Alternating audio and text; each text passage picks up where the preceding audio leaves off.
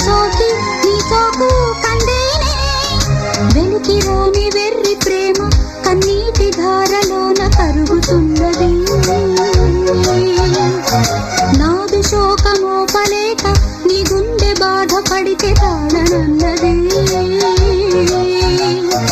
మనుషులెరుగలేరు మామూలు ప్రేమ కాదు